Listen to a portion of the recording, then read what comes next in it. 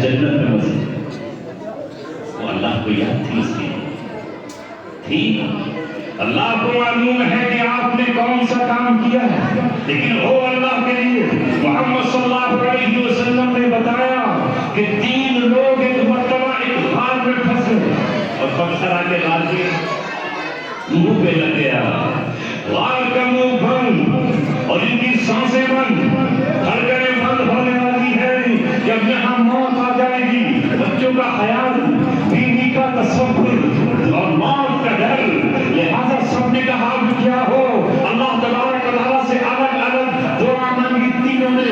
ایک نے تو یہ کہا کہ اے اللہ، اے میرے مالک، اے میرے مولا، میں نے اپنی ماں کی خدمت صرف تیرے لیے کی تھی. وہ رات میری تجھے یاد ہوگی جب میری ماں سو گئی تھی اور میرے بچوں کا دودھ پینے کے لیے تھا.